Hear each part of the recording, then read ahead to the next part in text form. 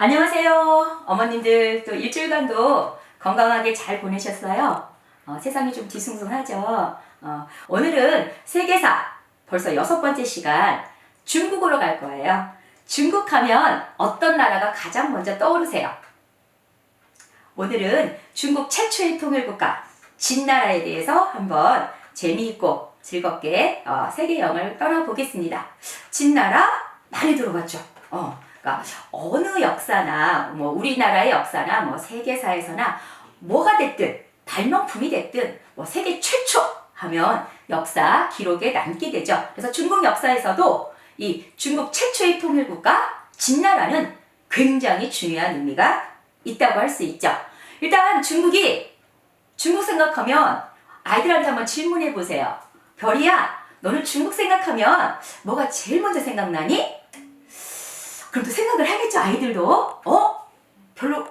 중국은 아는데 중국이 어디 있는지도 몰라. 그럼 엄마 중국이 어디 있어? 이런 질문을 할 수도 있겠죠.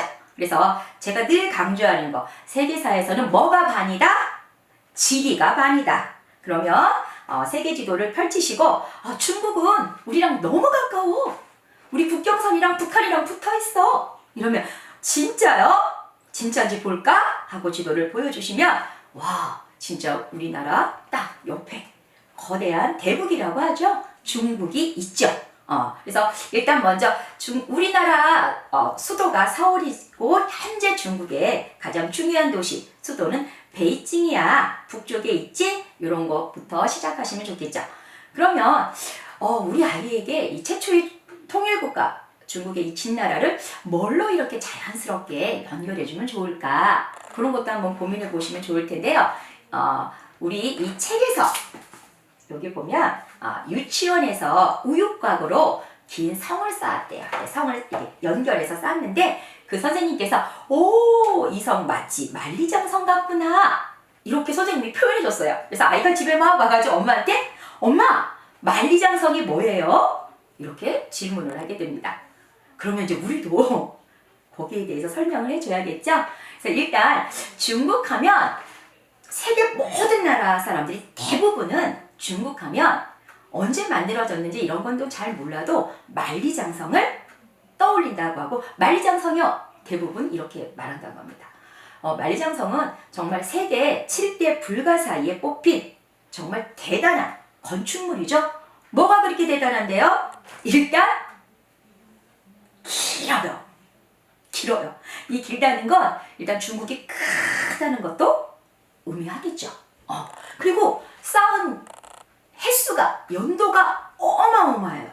보통 세계사의 위대한 건축물들 보면 뭐 타지마할 같은 경우도 한 22년 뭐 이렇게 하는데 이 만리장성은 무려 아이들이 다 놀래더라고 얘기를 해주면 기원전 이제 진시황제이 기원전 221년 중국을 통일하면서 이제 띄엄띄엄 있던 산성이에요. 산에 쌓았던 이 산성을 연결하는 작업을 하기 시작을 해요. 그래서 무려 진나라 때 시작해서 우리 조선이 세워질 때 명나라 있죠? 그 명나라 때 이제 완성이 되는데 세월이 무려 2000년에 도달하는 그런 방대한 이 건축물이에요. 그리고 만리라고 하죠. 뭐 키로수는 6,400km가 넘는다고 해요. 그래서 그럼 엄마 이런 만리장성 중국 애들은 왜 쌓았어요? 그러면 애들한테 한번 생각할 수 있는 기회를 엄마가 던져주시는 거예요. 바로 답을 주는 것보다 그래? 그렇게 긴 성 쌓기도 힘들었을 텐데 도대체 그런 성은 왜 쌓았을까? 옛날에는 전쟁이 많았어요? 안 많았어요? 많았죠. 이 거대한 나라 중국도 늘 골칫거리인 나라가 있었어요.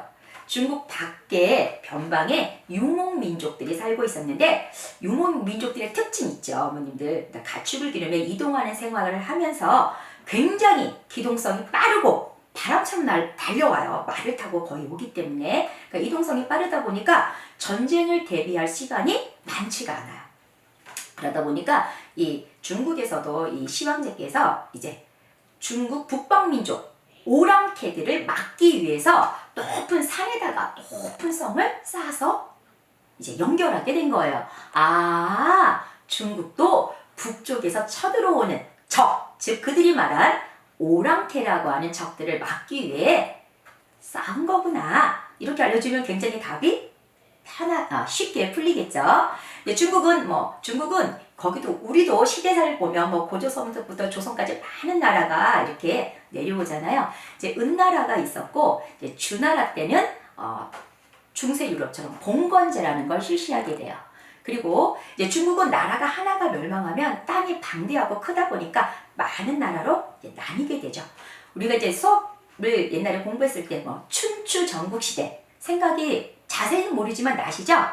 춘추 전국시대가 있었는데 오늘 말하는 이 최초의 통일국가 진나라는 전국시대를 이제 진나라가 통일하게 되죠. 그래서 전국시대에는 나라가 이제 7개 나라가 남습니다. 이 7개 나라가 이제 패권을 다지는 거죠. 계속 전쟁이죠. 그래서 거기에 마지막 승자가 된 나라가 진나라인데 진나라는 사실은 지도에서 보시면 가장 변방 쪽에 서쪽 쪽에 사실 치우쳐 있었고 처음에는 힘이 강했던 나라가 아니었어요. 그런데 이제 이 진나라에서는 기원 전이에요. 지금 360년에 승상 중에 상왕이라고 하는 사람이 있었어요. 이 사람이 정치를 굉장히 잘했어요. 이 법과 사상, 한비자의 법과 사상을 도입해서 뭐든지 공정하게 법으로 이제 처리하게 됩니다. 그러면서 이제 이 도둑질이라든가 사람끼리 싸운다든가 이런 것들이 없어지고 이제 질서가 잡혀가면서 군사력을 키우게 돼요. 그래서 또 이제 이 진나라 전쟁을 하기 전에는 상왕이라는 인물이 이 진나라를 안정시키는데 굉장히 큰 임무를 한 사람이기도 해요. 그리고 이제 우리가 또 궁금한 것 중에 하나가 뭐니? 진나라 시황제, 진시황제 그러니까 진시황제가 이름인 것 같죠? 근데 이 진시황제 이름도 있습니다. 진시황제 이름은 무엇일까요? 한 번도 안 들어봤는데? 옛날에 선생님이 진시황제 이름 안 알려줬는데 저도 몰랐어요. 우리 이 시황제의 진짜 본명 이름은 영정이라고 그래요. 이제 이 시황제는 내가 전국 시대를 제패하겠구나, 통일해야겠구나, 일단 이런 목표를 세우게 돼요. 그러면 이 영정 왕 옆에서 가장 큰 역할을 했던 승상이라고 하는 신하가 한 명 있었어요. 그 신하 이름이 이사라고 하는 그런 신하인데 아주 왕을 보필을 잘했어요. 그때 이제 7개 남은 나라가 이제 통일을 시작하는 진나라, 그리고 한나라, 그리고 조나라, 연나라, 그리고 위나라, 그리고 초나라, 제나라, 이렇게 7개 나라가 있었던 게 이제 전국시대예요. 그러면 이제 전쟁을 할 거야, 제패를 할 거야. 그러면 가장 먼저 무엇이 필요할까요? 전쟁을 하려면 그냥 할 수 없는 거잖아요. 이 전쟁이라는 건 이 국가의 이 운명이 결정되어 있는 거랑 마찬가지죠. 그래서 전쟁을 할 때는 미리 준비가 필요하죠. 전쟁을 하려면 일단 강한 군사력, 군대가 있어야겠죠. 잘 훈련된 군대와 또 싸울 수 있는 무기 같은 게 잘 준비가 돼야 되겠죠. 그래서 진나라는 전쟁을 하기로 목표를 세웠기 때문에 강한 군사력을 기릅니다. 그리고 그러면 이제 진나라를 빼고 6나라가 남겠죠. 우리 어머님들이라면 내가 장군이야, 내가 왕이야. 그럼 어떤 나라부터 첫 번째 쳐들어가야 될까요? 첫 전투는 매우 중요하죠. 왜? 사기, 이겨야 되니까. 그래야지 그 다음 전투도 이제 승리할 수 있는 희망이 보이겠죠. 그래서 이 진나라는 첫 번째 나라를 어느 나라로 쳐들어갔냐면 한나라를 선택합니다. 왜 그러냐면요, 한나라가 그 중에서 6개 나라 중에서 제일 약했거든요. 그래서 한나라는 군사를 이끌고 이제 쳐들어가서 제일 약했기 때문에 먼저 쉽게 이깁니다. 근데 이제 이 전국을 제패할 때 계속 6나라들과 다 싸워서 이겼을 것 같아요. 아이들한테 얘들아, 진나라가 통일을 하는데 이렇게 6나라들하고 계속 싸워서만 이겼을까? 아니겠죠. 계속 전쟁을 한다는 건 진나라로서도 엄청난 위험 부담이 크죠. 돈도 많이 들어가고 일단 전쟁도 경제력이에요. 다 돈이에요. 전쟁 준비부터 식량, 무기 만드는 제작 이런 게 다 경제력과 연결되어 있기 때문에 그때 작전을 씁니다. 그래서 일단 한나라는 약했기 때문에 첫 번째 전투는 쳐들어가서 승리를 하고요. 두 번째 대상이 된 나라는 바로 조나라입니다. 이 조나라는 이간질을 시키는 병법을 씁니다. 생각보다 굉장히 무서운 일이에요. 사람의 마음을 이제 믿지 못하게. 그래서 누구를 지목하냐면 이 조나라의 최고의 장수 이목 장군을 어떻게 이용하냐면 반란을 일으키려 한다 이렇게 작전을 썼어요. 그러자 조나라 왕이 그 말을 듣고 믿지 않았어야 되는데 믿어버리게 돼요. 아니 내가 그렇게 믿었던 이목 장군이 반란을 일으킨다? 이건 용서할 수 없죠. 왕 입장에서는. 모든 나라의 왕에게서는 가장 민감한 반응이 바로 반란이에요. 나를 내쫓는다고? 있을 수 없는 일이죠. 그러면 반란을 일으킨 자, 우리나라에서도 3대를 멸했어요. 싹 죽입니다. 남자들은. 후에 또 이런 반란을 또 도모하는 걸 막기 위해서. 그래서 이목 장군이 처형이 돼요. 이목 장군은 만약에 우리나라로 말하면 임진왜란 때, 조선시대 때 왜가 쳐들어왔을 때 위기에서 나라를 구할 수 있는 이순신 장군 같은 장군이에요. 이런 이목이 처형당했으니 이간질로 이제 진나라가 침략을 했을 때 제대로 진나라에 대항해서 싸울 수가 없게 되죠. 그래서 여기 조나라도 이간질이라는 병법을 써서 이제 쉽게 물리쳤어요. 그 다음에 이제 세 번째 쳐들어간 나라가 바로 연나라입니다. 이제 연나라는 고민에 빠졌어요. 이게 진나라가 지금 서쪽에서부터 한나라를 멸망시키고 조나라까지 멸망당했어. 그럼 연나라도 긴장할 수밖에 없겠죠. 설마 우리나라는 안 쳐들어오겠지? 이런 생각은 아니란 생각은 할 수가 없죠. 그래서 이제 연나라 태자가 왕자죠. 태자가 아주 큰 목표를 세웁니다. 자객을 보내서 진나라 왕 영정을 죽이려고 하는 계획을 세우죠. 이게 성공했더라면 최초의 통일국가가 중국의 진나라가 나오지 못했겠죠. 근데 진나라가 통일했다는 건 이 연나라에서 보낸 자객이 이제 영정을 살해하는 게 실패로 끝났어요. 그러면 영정이 그 사실을 알게 되죠. 본인의 마음은 어떻겠어요? 가장 화가 났겠죠. 아니 감히 연나라에서 나를 죽이려, 나 천하통일을 꿈꾸고 있는 나를 죽이려 자객을 보내?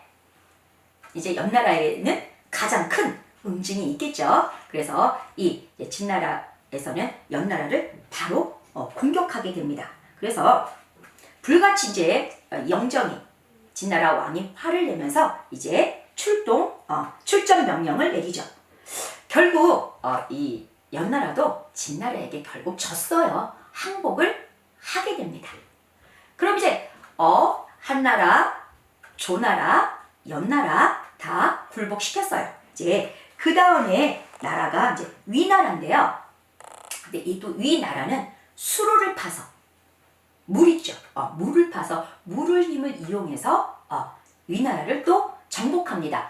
우리가 물을 이용해서 적을 크게 물리쳤던 우리나라 역사에서 을지운덕에 물하면 우리는 살수대첩 청천강물을 막아서 적의 80% 이상을 물귀신을 만들어버렸던 이 빛나는 전투 또 살수대첩을 또 떠올릴 수도 있겠죠. 그래서 위나라는 수로를 파서 물을 이용해서 쉽게 또 정복을 갑니다. 근데 조나라는 굉장히 어려웠어요. 여기서 숫자로 60만 대군을 이끌고 이제 초나라를 60만 대군을 이끌고 이제 쳐들어갑니다. 그래서 이제 초나라도 무릎을 꿇었어요. 이제 마지막 하나 제나라가 남았어요. 이 전국시대 때 6개 나라 중에 5나라가 다 무릎을 꿇었어. 마지막 우리나라가 남았다고 생각해 보세요. 더 무섭고 겁나지 않겠어요? 우리가 과연 앞나라들을 다 물리친 저 진나라를 우리는 이길 수 있을까? 고민하겠죠. 이길 수 있으면 싸워야죠.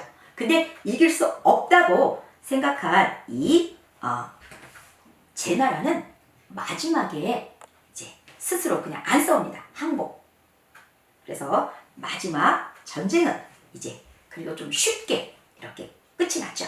그래서 이 전국 시대를 마감하는 진나라가 한 나라를 이제 침략할 때마다 각기 그 나라에 맞는 어떻게 하면 그 나라를 가장 빠르게 우리나라의 피해는 적고 손실은 적게 뺏을 수 있는가, 이런 전략들이 아주 잘 짜여졌다고 할 수가 있겠죠.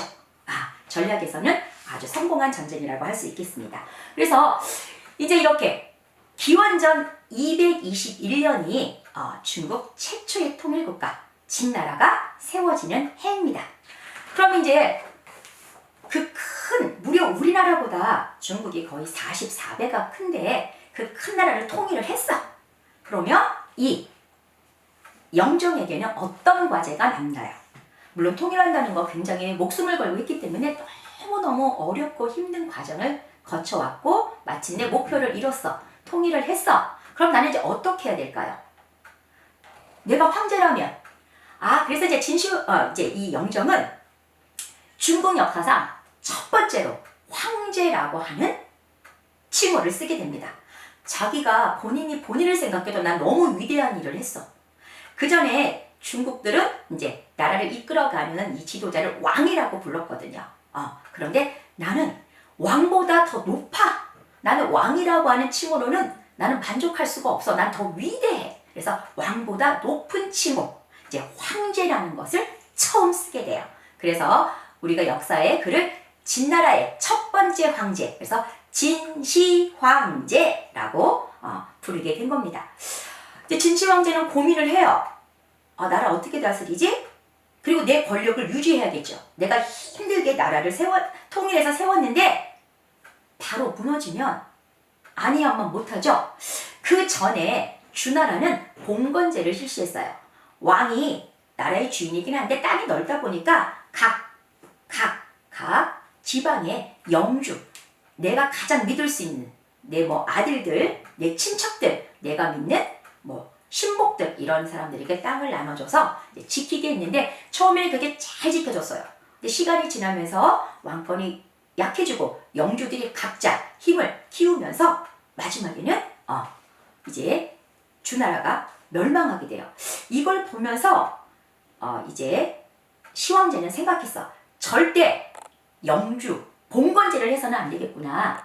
내가 이 넓은 땅을 내 명령이 직접 전달돼서 내가 전체를 이끌어 가야겠구나. 이렇게 생각하면서 이제 군현제라고 하는 제도를 실시해요. 일단 전국을 36개의 군으로 크게 나누고, 그리고 밑에 현이라고 하는 이제 나라를 도시를 더 마을을 나누어서 군현제를 실시하면서 왕이 직접 왕의 신하를 지방에 보내서 왕의 명령으로 이제 이끌어가는 군현제를 실시하게 됩니다.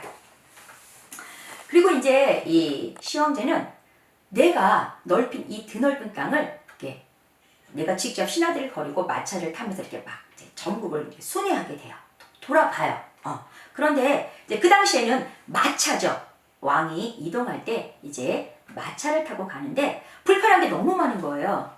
이 길이 엉망진창인 거야. 쉽게 말하면 도로 정비가 오늘날까지는 아니지만 제대로 되지가 않고, 또 마차가 자꾸 끼우뚱 빠지고 이러다 보니까 불편한 걸 느끼고 이제 이 시황제께서 수레바퀴의 간격을 통일하고요. 그리고 가장 먼저 아까 9년제 했다고 그랬죠. 왕의 명령이 각 지방까지 빨리빨리 미치려면 길이 잘 닦여야 돼요. 말을 타고 싹 바람처럼 날아가서 황제의 명령을 전해서 그렇게 이제 많은 일들이 처리되려면, 그래서 시황제가 두 번째로 하는 게 이제 마차의 바퀴 간격을 맞추고 또 최대한 길을 정비하는, 새로운 길을 이제 까는 거죠. 정비하는 거죠. 그래서 길의 정비에 나서면서 이제 시황제의 명령이 빠르게 전달되는 일을 하게 됩니다. 그런데 이제 또 하나 문제가 생겼는데요. 그 7개 나라에 각각 쓰는 문자도 달랐고요. 그죠? 화폐도 달랐고요. 그리고 또 문제가 되는 게 뭐냐면 도량형이 달라요. 도량형. 도는 길이에요. 길이. 그리고 량은 뭐냐면 우리가 그 옛날에 이렇게 뭐 호, 돼, 말 어떤 곡식 같은 거를 이렇게 팔 때 이렇게 쟀던 그 부피 크기를 재는 양이에요. 그래서 돼 이렇게. 그리고 형은 이제 추 무게 있죠. 그러니까 길이와 그 부피와 무게를 이게 다 달랐기 때문에 막 싸우는 거야. 나라 사람들이 우리 나라에서는 이만큼이었는데 여기는 이렇게 작아요? 우리는 작았는데 여기 또 왜 이렇게 많이 줘야 돼요? 막 사람들이 싸우기 시작해요. 그러니까 너무 혼란스럽죠. 그래서 이제 가장 또 세 번째 들어가는 일 중에 하나가 도량형을 통일해서 이제 통일된 그 백성들이 혼란하지 않게 싸우지 않게 이렇게 도량형을 통일하는 이 제도를 시행하게 됩니다. 그래서 이제 사람들이 좀 불편함이 줄어들었죠. 그 또 하나 이제 문제가 뭐였냐면 또 화폐였어요. 돈이 모양이 다 달라요. 다 달라요. 나라마다. 그러다 보니까 이 화폐를 냈더니 이제 그거 안 쓴대.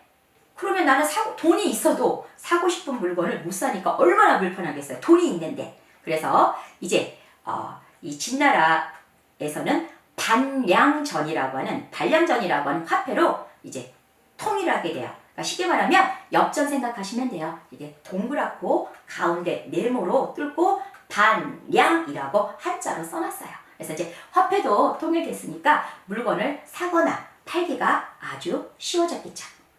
또 하나 문제가 또 뭐가 또 있었을까요? 문제가 또 있어요? 네, 또 하나가 또 남은 게 있었습니다. 또 무슨 문제가 있었냐면 문자가 각 나라보다 쓰는 문자가 다 달랐어요. 이러면 글을 읽지 못하면 불편하잖아요. 말도 많이 당연히 달랐죠. 근데 언어를 하나로 통일하기에는 단시간에 공용어를 만들기도 어렵고 쉬운 일이 아니죠. 그러다 보니까 일단 글자를 알면 어느 정도 뜻은 통하니까 문자 통일에 들어갑니다. 그래서 진나라에 썼던 문자를 이제 하나로 통일해서 문자 통일을 합니다. 그래서 이제 화면으로 말맞자가 그 당시에 각각가 어떤 나라 어떤 모양으로 쓰였는지 이제 보시면 됩니다. 그래서 이제 말맞자가 이제 진나라의 문자로 통일하면서 이제 문자가 통일됐으니까 이제 사는데 조금 더 의사소통이라든가 문서를 이제 읽고 또 적을 때 불편함이 좀 없었겠죠. 그래서 이렇게 시황제는 통일을 하고 단시간 내에 엄청난 일을 하시게 돼요. 추진력이 굉장히 높았다고 볼 수가 있겠죠. 그래서 처음에 군영제 실시하고 그리고 마차의 간격을 맞추고 도로를 정비하고 그리고 도량형을 통일해서 백성들이 불편하게 하지 않고 그 다음에 화폐도 반량정으로 통일하고 그리고 문자도 통일하는 이런 일들을 쫙 해나가셨어요. 아마 굉장히 바쁘셨을 것으로 예상이 됩니다. 그런데 이제 문제가 하나 생겼어요. 이 진나라는 법대로 모든 것을 법대로 처리하게 됩니다. 그러니까 쉽게 말하면 인정이 별로 없는 거예요. 그러니까 어떤 사연 때문에 제가 이런 죄를 저질렀습니다. 그러면 어떤 정상 참작이라는 게 돼야 되잖아요. 근데 그런 게 없어요. 그냥 말 안 듣습니다. 그냥 한 행동만 딱 보고 법으로 이제 처형을 법으로 이를 시행하게 됩니다. 그러다 보니까 뭐 죽는 사람도 있고 감옥에 갇히는 사람들이 너무 많이 늘어나는 거예요. 그래서 이 진나라에 사는 백성들은 이제 두려움에 떨기 시작하고 또 내가 죄를 지으면 마을 전체가 함께 그 죄를 나누어야 되는 이렇게 되다 보니까 서로 경계하고 믿음이 어렵게 되겠죠. 그런 다음에 이제 아까 말했던 이제 만리장성 축조에 들어가죠. 엄청나게 많은 일반 백성들도 들어가고 많은 나라에서 이제 정복을 했으니까 이제 노예들도 많았겠죠. 이런 노예들도 착수하면서 이 만리장성 공사에 들어가는데 얼마나 힘들었겠어요. 그 돌을 옮겨다가 산까지 올려서 정교하게, 굉장히 높잖아요. 높이 쌓아야 되기 때문에 공사 중에 사고로 돌아가시는 분들이 굉장히 많았고 다치는 사람들도 굉장히 많았지만 빨리빨리 만들어야 됐기 때문에 그런 사정을 봐주지 않아서 아주 그 당시에 진나라 백성들이 이 만리장성이라고 하는 이 성을 쌓느라고 너무너무 고통에 시달렸던 그런 성이에요. 오늘날 가서 보면 와, 정말 대단하구나, 정말 크구나, 달에서 보이는 유일한 건축물이래요. 근데 우리가 볼 때는 이렇게 중국을 상징하지만 그 당시에 이 축조에 들어갔던 백성들은 얼마나 힘들었다는 게 그 돌 하나하나에 그들의 땀과 노력이 아마 새겨 있다는 거. 우리 이제 세월이 좋아져서 만약에 중국의 만리장성을 가서 보시게 되면 이라는 게 돌을 한번 만져보면서 이게 처음에 만들 때는 지금 이렇게 위대한 건축물, 중국을 상징하고 멋있지만 이걸 쌓느라 그 당시에 진나라 때 사람들이 너무너무 많이 돌아가시기도 하고 다치기도 하고 그랬던 힘들게 쌓았던 성이란다. 이렇게 한번 말씀해 주시면 좋겠죠. 성을 쌓기 시작했고요. 그 다음에 이제 여기서 이제 하나씩 문제가 생기는 거. 아까 조금 법대로 해서 좀 잔인성이 좀 백성들을 덕으로 품으면서 잘 살 수 있게 해주는 것보다는 이 진나라는 조금 엄격했어요. 거기다 이제 뭐가 하나 더 추가되냐면 이제 쉽게 말하면 오늘날로 말하면 언론의 자유를 없애게 돼요. 우리가 들어봤죠? 분서계류라는 거. 이 당시에 학자가 그 주나라의 봉건제를 옛 것을 배울 필요가 있습니다. 지금 현재 안의 시행이 다 옳은 것은 아닙니다. 이렇게 말을 했던 신하가 있었어요. 그러자 이 시황제가 좀 거슬려. 뭐시라? 내가 하는 정책이 잘못됐다고? 요걸 딱 눈치챈 아주 옆에 이제 그 승사, 이사가 이제 그것을 보고 쓸데없는 말을 하는 그런 학자들과 또 이런 책들은 꼭 필요한 것만 놔두고는 다 없애야 된다. 그래서 그 엄청난 방대한 양의 책을 태우는 이런 사건이 진나라 때 일어납니다. 학자들은 뭐예요? 그 책이라는 게 그 당시에는 다 일일이 써야 되고 종이도 너무 부족했기 때문에 주간 아시죠? 대나무 이렇게 쪽쪽 잘라서 한자 이렇게 세로로 쓰니까 이렇게 한자를 써서 끈으로 연결해서 두루루루 말아서 이렇게 보관을 했거든요. 그럼 귀했던 책이라는 건 한 번 타면 필사본을 안 해놓으면 다시 만들기가 너무너무 어려운 거잖아요. 그래서 학자들의 피눈물을 흘리게 했던 이 책을 태우는 사건이 이 당시에 일어나요. 그리고 또 신하들이 옳은 말을 하는 것을 막습니다.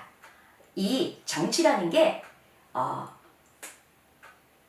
생각이 같을 수가 없잖아요. 이런 의견 저런 의견을 잘 수렴해서 가장 나라 정책에 좋은 정책을 발탁해서 나가야지 그 나라가 발전하는 거잖아요. 그런데 이때 진나라의 시황제는 자기 정책에 좀 반대를 하거나 이러면 대부분 용서를 안 했어요. 그 중에 아주 대표적인 사건이 하나, 이거 되게 끔찍해요. 사건이 하나 있었는데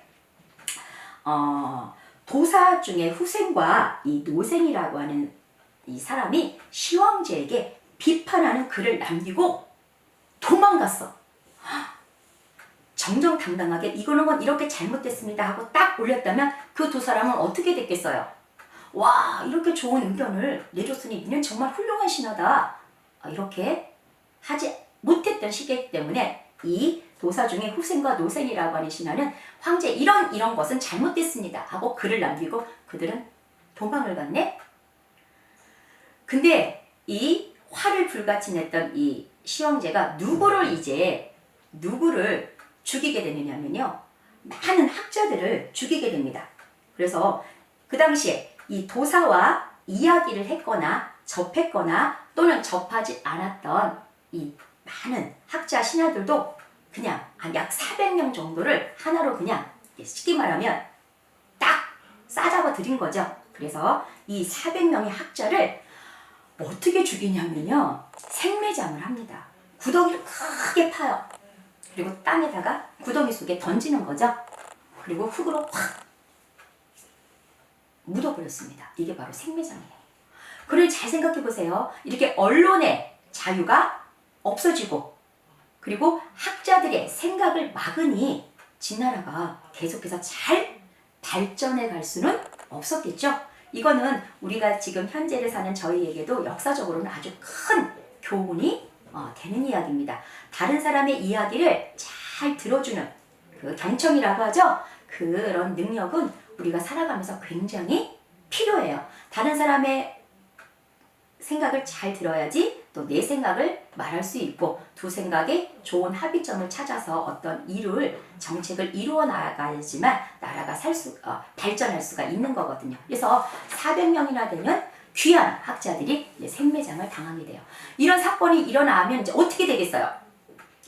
자기의 소신, 옳은 생각을 황제에게 정책에 이런 정책을 하면 좋겠습니다. 말하기가 두렵게 되겠죠. 이제 어떻게 돼요? 황제가 하라는 대로 그 명령에 복종할 수밖에 없겠죠. 살아남으려면. 이제 이렇게 되고요. 그리고 이제 또 하나. 진시 황제는 모든 걸 다 이뤘잖아요. 그런데 영원히 살고 싶어. 아주 오래 살고 싶어. 그래서 우리가 잘 아는 이야기. 그 동쪽으로 그 어린 그 남자아이와 여자아이들을 동쪽으로 배를 태워서 영원히 살 수 있다는 약초, 불로장생이라고 하죠. 그 약초를 찾아오게 떠나보내게 되죠.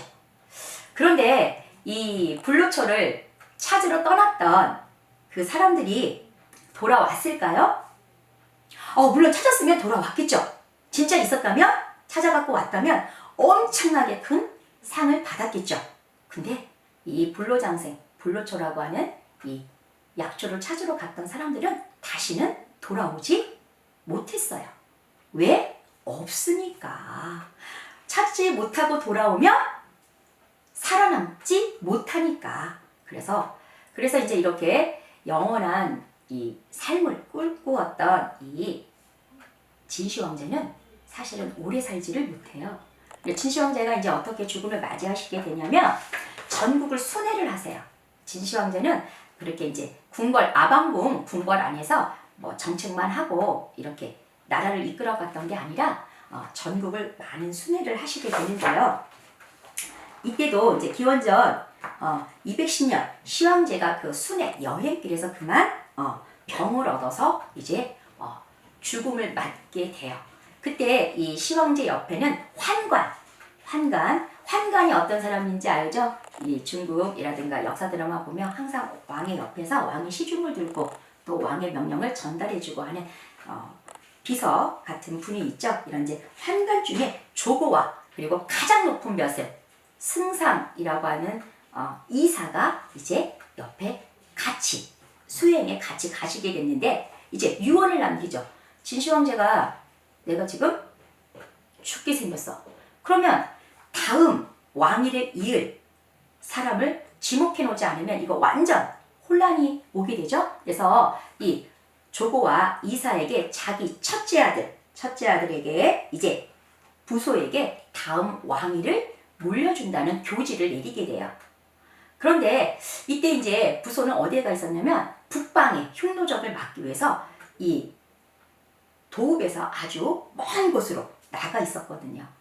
그런데 이제 이 황제의 교지를 받은 이 환관, 조고와 승상 이사가 이 내용을 잘 시행했더라면 진나라가 조금 더 오래 길게 역사에서 남았을 텐데 부소가 다음 왕이 되면 자기들의 입지가 쉽게 말하면 권력이죠. 자기들의 권력이 약해질 걸 생각해서 이제 그 진시황의 명령을 바꿔치기 하게 되죠. 그리고 어떻게 편지를 이제 전달하게 되냐면 정말 억울한 일이었을 텐데 부소에게는 아버지가 목숨을 스스로 부소에게 끊어라. 쉽게 말하면 자결이죠. 목숨을 끊어라 한다는 명을 내렸다. 이렇게 편지가 도착하게 됩니다. 내가 만약에 부소였다고 생각해 보세요. 나는 아버지를 위해서 지금 멀리 변방에 나와서 흉노적을 막느라고 열심히 싸우고 있는데 이게 왜 아버지가 나에게 죽었다는 명령은 안 했어요. 죽었다, 아버지가 돌아가셨다는 이런 말은 안 하고 이런 편지가 딱 도착하니 얼마나 황당하고 얼마나 억울하기도 했겠죠. 억울하죠. 아버지는 왜 나를 목숨을 끊으라고 했을까? 근데 그 당시에 황제의 명령이었기 때문에 이제 부소는 어쩔 수 없이 이제 목숨을 끊게 됩니다. 그럼 이제 이 조고와 이사가 누구에게 이제 왕위를 물려주느냐면요. 지혜롭지 못한, 그러니까 약간 좀 멍청한 자기들 손에서 놀아날 수 있는 그 시황제의 아들 호해에게 이제 정권을 물려주게 됩니다. 그리고 자기들이 왕은 눈과 귀를 가리고 자기들이 진나라를 이끌어가게 되죠. 그래서 백성들에게는 엄청나게 무거운 세금, 큰 부역 이런 것들이 안겨지면서 백성들이 반란이 끊이지 않고 이제 일어나게 돼요. 그리고 이제 욕심이 더 많았던 이 환관 조고가 한때는 동지였던 이사를 또 죽이게 됩니다. 그럼 모든 권력이 다 조고에게 왔죠. 그리고 이제 호해도 죽고 이제 그 큰아들의 아들이 이제 왕이 되면서 그 자영이라고 하는 사람이 황제가 되는데 그때 그 이제 세 번째 황제에게 환관이었던 조고 역시 죽임을 당하게 됩니다. 이런 것을 봤을 때 너무나 큰 욕심은 항상 화를 부르게 되어 있죠. 그래서 항상 내가 맡은 일에 너무 큰 욕심을 내지 말고 정직하게 일을 잘한다면 역사에서 이렇게 비난을 받는 일은 없겠죠. 그래서 그 전국 시대를 통일했던 그 대단한 나라 진나라가 기원전 221년에 통일을 하고 그리고 언제 망하게 될까요? 보통 이제 우리가 우리 조선도 막 500년 정도 가고 신라 1000년 고구려 백제도 700년 이상 이렇게 긴 역사를 우리나라에 보면 한 나라가 세워지고 역사가 굉장히 긴 편이거든요. 근데 아마 들으시면 황당하실 거예요. 기원전 206년에 멸망하게 됩니다. 그러면 221 빼기 206 하면 진나라는 사실상 최초의 통일국가는 사실상 15년 정도 유지밖에 안 됐다는 거예요. 저는 이 말을 듣고 너무 어이가 없었어요. 통일하기는 그렇게 어려웠는데 나라를 잘 이끌어가서 태평성대를 이루지 못하고 몇백 년도 못 가고 15년 만에 이렇게 나라가 멸망했다는 것은 이 시황제의 잘하신 것도 있죠. 다 앞에 어떤 제도를 잘 만드신 건 잘한 일인데 백성을 위하는 정책을 펴지 못했다는 거예요. 그리고 후계자를 정확하게 세우지 못했다는 이런 아쉬움도 남게 되는 거죠.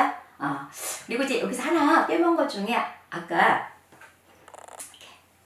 여기 흙으로 만든 인형 병마용이거든요. 보이시나요? 이거는 실제로 이제 중국 여행을 갔을 때 선생님이 사와서 선물을 저에게 주셨어요. 그래서 저희가 이제 잘 귀하게 간직하고 있는 병마용입니다. 그래서 또 전 세계에서 가장 큰 무덤 중에 이제 지하 무덤, 우리가 진시황릉이라고 알고 있는 그런 무덤이 중국에 이제 축조 만들어지기 시작하는데요. 진시황은 죽어서도 나는 황제야. 나는 죽어서도 이 땅을 영원히 다스리고 싶어. 이것 때문에 이제 그 지하 무덤에 8,000개가 넘는 이런 이제 병마용이라고 하는 군인들을 이제 만들게 됩니다. 그리고 자기가 탈 마차, 그리고 자기를 지켜줄 이 군인들. 근데 이게 얼마나 놀라웠냐면 그 당시 성인 키 똑같이 성인 키 그리고 이 갑옷을 다 입고 더 놀라운 것은 표정이 그 병명 6,000개가 넘는 이 병마용 이 병사들의 얼굴이 같은 게 하나도 없다고 합니다. 이거를 만드는 걸 상상해 보세요. 얼마나 많은 인력들이 필요했고 그 지하 무덤으로 옮기면서 쫙 나란히 세워놔요. 그래서 이렇게 영원한 삶을 꿈꿨던 진시황제 생각보다 너무 일찍 돌아가시고 최초의 국가 진나라도 15년 만에 멸망을 하게 되죠. 그래서 우리가 이 진나라를 통해서는 백성을 위한 정책을 펴지 못하면, 백성이 안정되지 못하면 나라는 오래 보존될 수 없다는 교훈을 하나 우리가 얻게 됩니다. 그래서 이렇게 시황제는 늘 제 마음에 아쉬움을 남기는 그런 황제로 저는 남아요. 그래서 오늘은 최초의 통일국가 진나라에 대해서 수업을 했고요. 다음번 일곱 번째 나라는 이 로마 제국에 갈 건데요. 로마 제국이 그 지중해라는 곳을, 지중해는 로마의 호수야 이렇게 말했던 로마 제국이 어디까지 땅을 넓혔나, 로마라고 하는 나라는 어떤 나라였나, 다음 주에는 로마 제국에 대해서 또 즐겁게 역사 여행을 한번 떠나보겠습니다. 오늘도 최초의 통일국가 진나라 중국 역사에 대해서 들어주셔서 감사합니다. 오늘도 어머니들과 함께한 빛나는 광센 김광순이었습니다.